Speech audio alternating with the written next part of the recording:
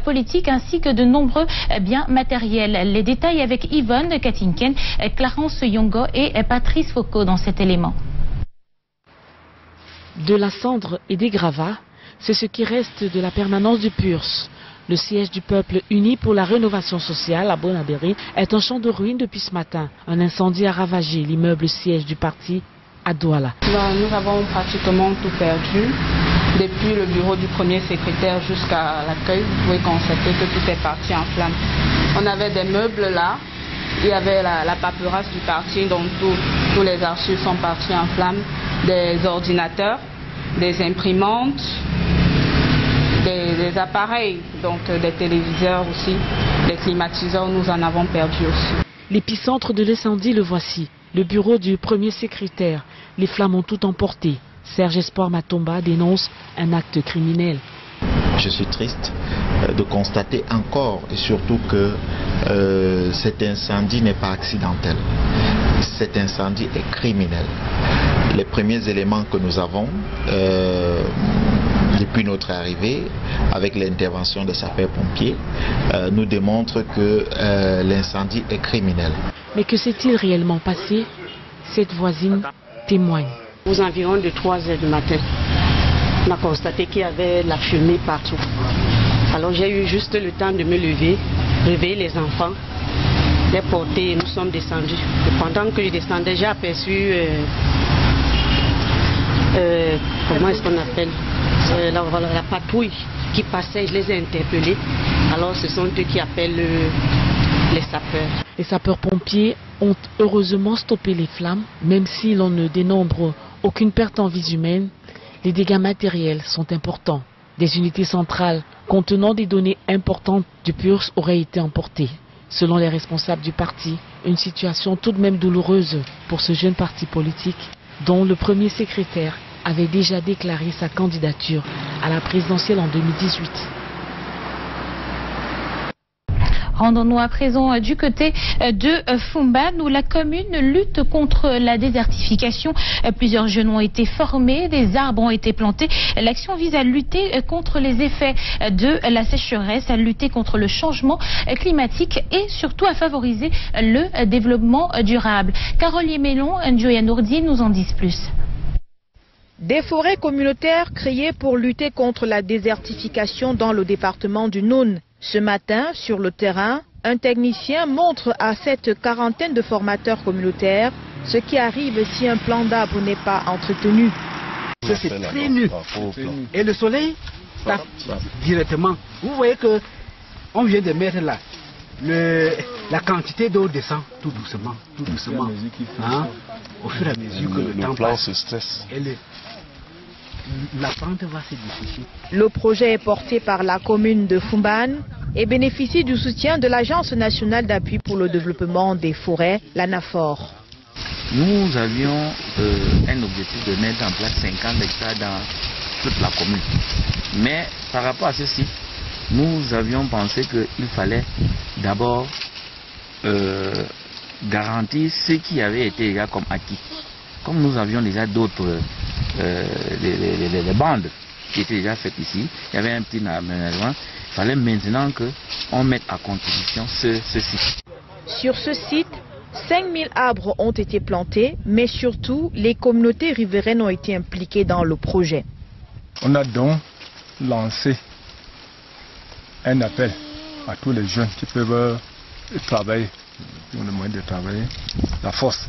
Donc, on a eu à recruter plus de 60 jeunes qui ont répondu, plus de 60 qui ont répondu. Donc, on a commencé par la délimitation, comme prévu. On a commencé par une journée, 2 jours pour délimiter le terrain. La commune de Fumban entend accroître les superficies de ces forêts-galeries pour améliorer la qualité de vie des habitants de cette partie du pays. On parle souvent de branchements anarchiques dans nos villes, des fils transportant du courant électrique disposés ça et là au-dessus de nos têtes au quartier CCC à Douala.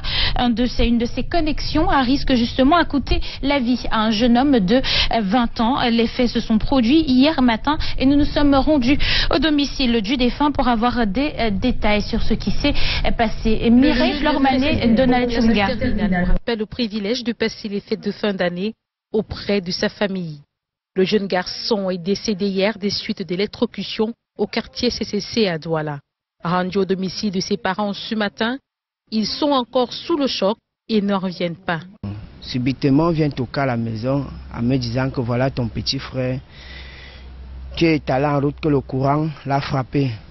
Bon, je suis arrivé au lieu où s'est produit l'incident. Bon, j'ai essayé de réanimer mon petit frère. Après, il l'a amené à l'hôpital. La veille a rendu l'âme. C'est un de nombreux branchements anarchiques de son quartier qui a eu raison de lui, selon les témoins de la scène. Il prend un seau d'eau, il dit non, il veut la bassine, qu'il veut une bassine qui doit aller puiser l'eau au puits pour que papa se lave. Il part, il puise l'eau. Au retour qu'il sort puiser de l'eau, le moment de vouloir traverser ici au quartier, il y a un voisin qui donne la lumière au voisin. Le fil est pendu depuis. On lui dit depuis de soulever le fil, il a négligé. Et le fil maintenant a coincé le seau que l'enfant avait à la tête.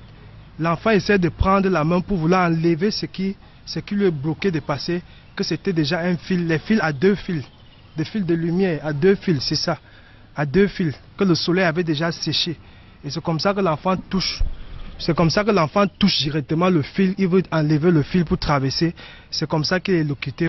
Sur les ruelles du quartier CCC, les branchements risqués sont nombreux. Ceci est dû aux habitants de ce quartier qui ont choisi de commercialiser frauduleusement l'électricité sans protection pour les riverains. Le fait est presque commun dans nos villes au péril des citoyens.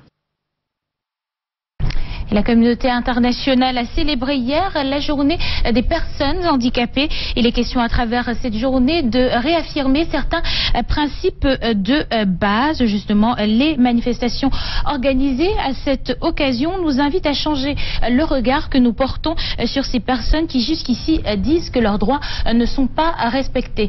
Mireille Flormanet et Thierry Nanan ont rencontré pour nous un handicapé qui décrit la condition de la personne handicapée au Cameroun. Reportage. André Kamga a perdu l'usage de ses jambes alors qu'il avait 2 ans suite à une injection qui avait mal tourné. Ce qui a eu des répercussions sur sa scolarité. Il a dû commencer l'école avec un retard et c'est grâce au soutien de ses parents qu'il a surmonté son handicap. Aujourd'hui, il est le responsable de EDIT, un programme de renforcement des capacités des personnes handicapées pour un développement durable. Pour lui, la personne handicapée a des droits et il faut les respecter. La personne handicapée continue à souffrir énormément. Si je vous prends une simple illustration, dans notre pays, il n'y a pas de médecins qui connaissent le langage de signes. Vous savez comment est-ce que c'est difficile souvent d'expliquer ton cas de maladie à un médecin. Nous continuons véritablement à être victimes au quotidien de la violation des droits. Il y a peu de structures qui tiennent en compte la diversité sociale, la diversité culturelle et des problèmes que peuvent... C'est-à-dire, nous avons très peu d'occasions de faire du sport et nous vous appelons, pourquoi pas, le matin, à nous impliquer dans des activités sportives parce que ça ouvre le chemin à beaucoup. Être handicapé n'est pas une fatalité. On voit dans la société des personnes qui, malgré leur handicap, occupent des hautes fonctions et s'en sortent même mieux que les personnes valides. Il faut d'abord que nous nous regardions dans le miroir avant de sortir pour essayer d'aller à la chasse, convaincre les autres, permettre aux autres d'adhérer à notre vision. Il faut d'abord qu'intérieurement nous nous reformions, il faut qu'intérieurement nous soyons forts. La célébration ce 3 décembre de la Journée mondiale des handicapés est une manière d'amener le grand public à reconnaître la personne handicapée comme l'une des leurs. Et l'édition 2017 est célébrée sous le thème des transformations durables pour une société inclusive. Rendons-nous à présent dans la ville de Yaoundé, retrouver Brand Kamga pour la suite du Trésor. Bonjour à vous, Brand Kamga.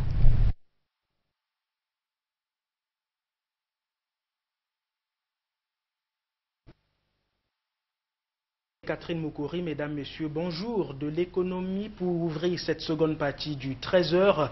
Le Cameroun et la Chine viennent de signer 2 conventions, c'était en fin de semaine dernière. La toute première d'1,7 milliard de francs CFA pour le financement des travaux de construction de l'immeuble siège de l'Assemblée nationale et la seconde d'un peu plus de 200 millions de francs CFA pour les travaux de réfection du palais polyvalent des sports de Yaoundé. Convention signée entre le ministre camerounais de l'économie et le vice-ministre du commerce de la Chine. Reportage. Une fois encore, la République populaire de Chine manifeste son amitié au Cameroun avec son appui dans divers domaines.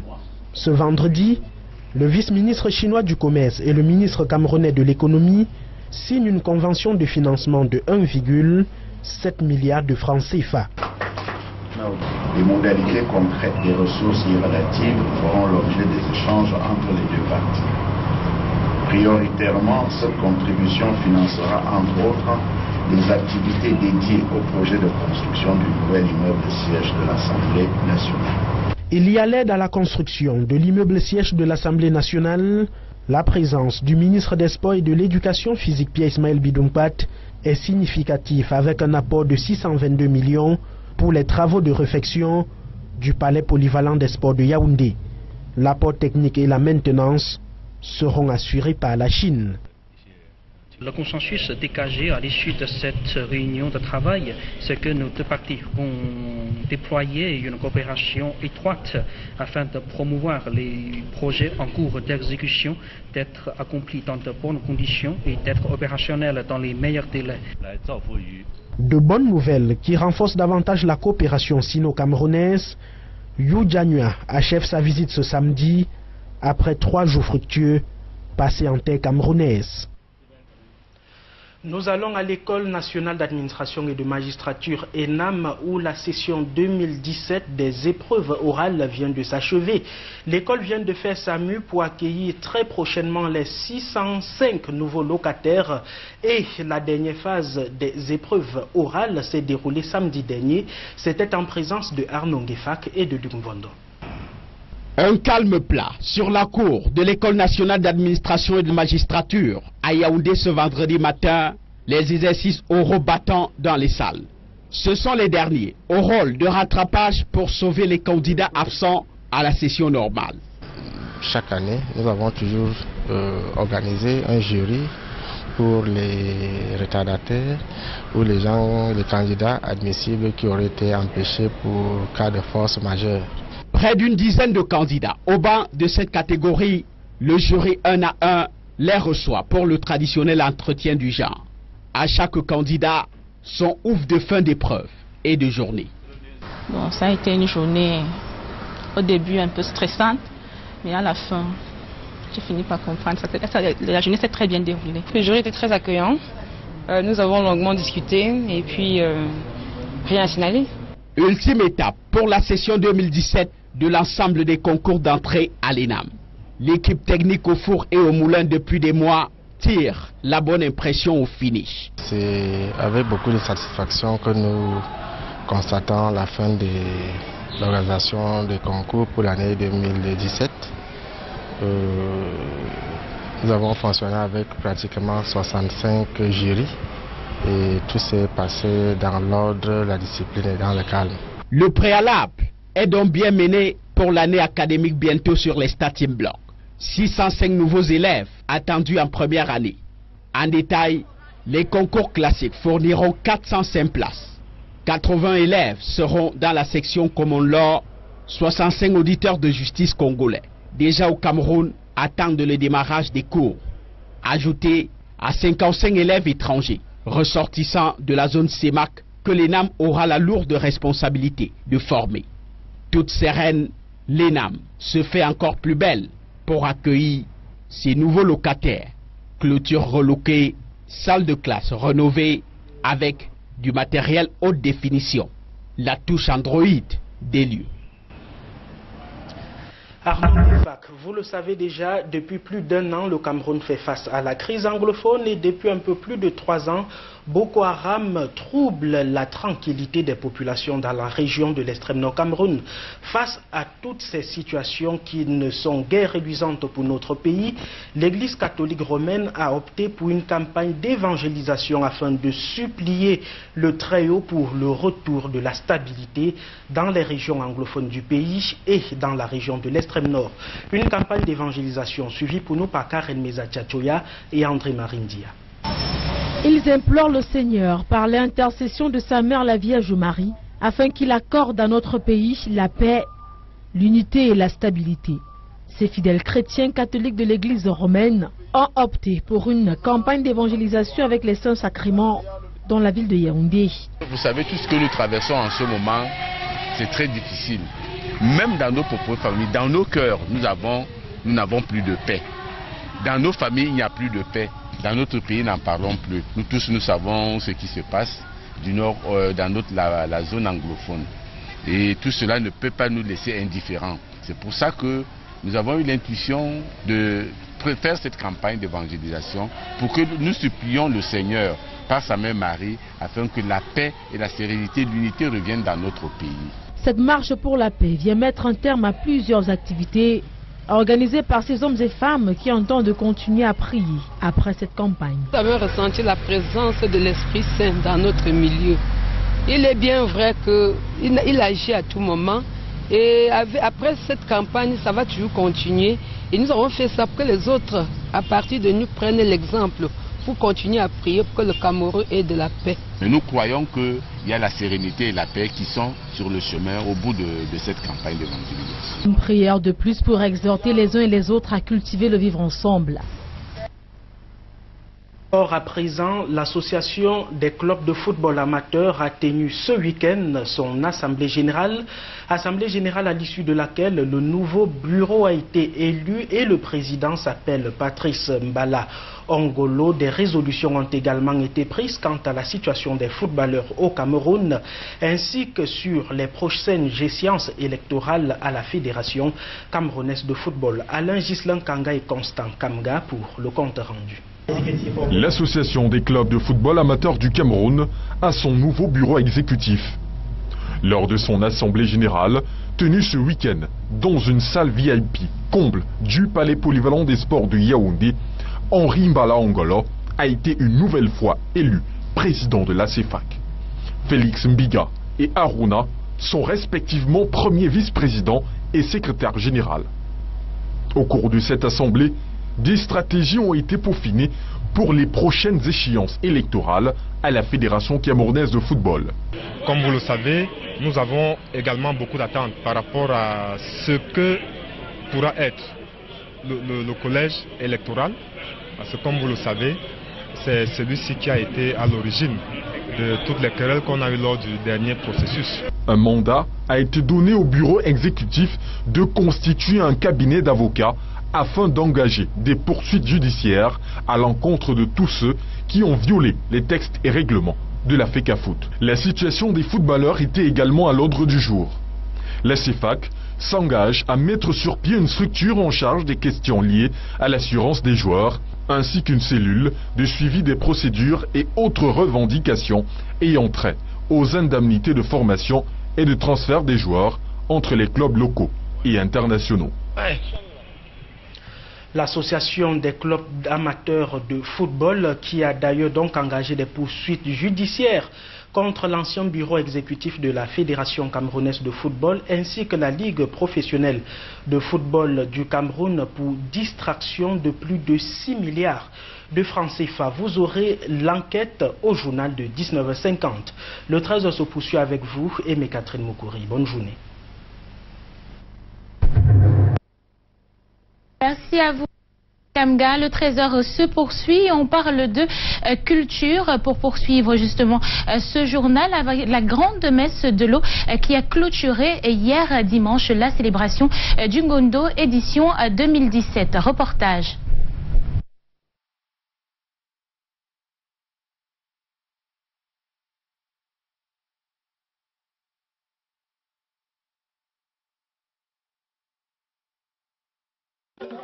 Au son de l'Essewe, au pas d'Ambasibé, enrobé dans les kaba et sandja des dignes fils et filles Sawa, le Ngondo édition 2017 s'achève avec la grande messe de l'eau qui a drainé du beau monde sur les berges du Vori, célébrée sous le thème Moyer pété, comprenez encore la lumière.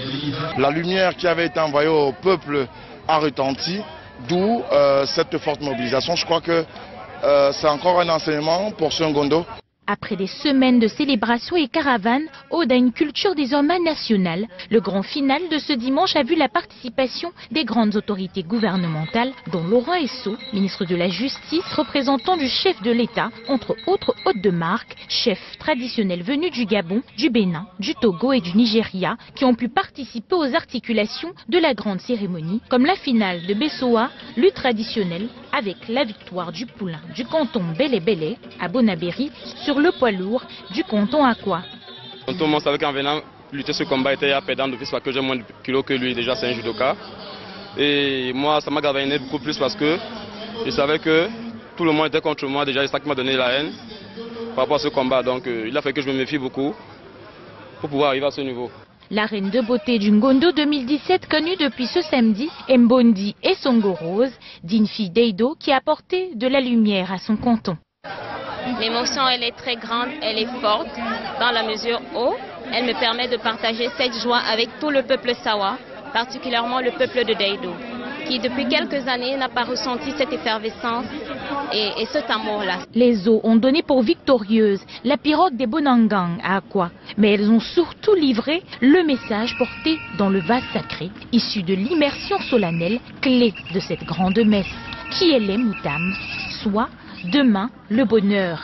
En cette fin d'année 2017, les ancêtres demandent plus d'union entre les autorités traditionnelles et leur communauté pour qu'après, la lumière soit. Un appel donc à l'union dans un contexte particulier. Il est à noter que cette édition a vu la passation de pouvoir entre le président sortant du Ngondo, Ngodi Epé, et son successeur Madiba Songé. Il devra prendre le flambeau et faire que la lumière continue d'éclairer le peuple des eaux. Après la culture, nous parlons sport à présent dans ce journal. Ce week-end, le Cameroun était de sortie dans les championnats du monde de handball féminin et lors des éliminatoires de la Coupe du monde U17 de football féminin. Les résultats des deux sélections camerounaises sont mitigés. C'est ce que nous précise Marc-Lionel Chouamot dans cet élément que je vous propose de suivre.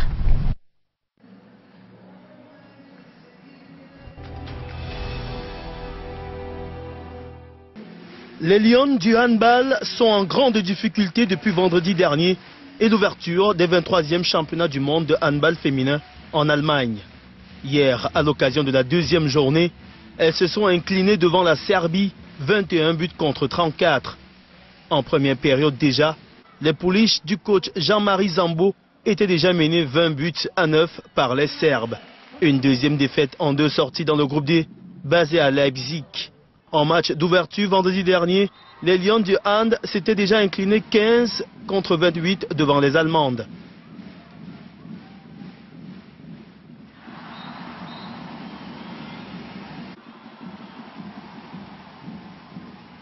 La meilleure marqueuse camerounaise pour l'instant se nomme Yolande Touba avec un ratio de 7 buts sur 13 shoots déjà opérés. Actuellement 6e sur 8 formations dans le groupe D avec 0 points. Les Lions affronteront les Pays-Bas ce mardi à Leipzig à 15h30. Les Lions cadettes ont eu plus de chance en football vendredi dernier à Alger. Engagées dans les éliminatoires de la Coupe du Monde féminine U17 Uruguay 2018, les joueuses du coach Stéphane Zana ont été sans pitié pour les Algériennes. Nga Manga ouvre le score à la 17e minute de jeu. Sa coéquipière Fatima fait le break à la 22e. 2 buts à 0 à la pause pour le Cameroun. Nga Manga une nouvelle fois vaillé aller de son doublé à la 75e minute avant qu'Alice Kameni ne clôt les débats pour le 4 buts à 0. Le match retour de ce deuxième tour des éliminatoires est prévu dans 2 semaines à Yaoundé.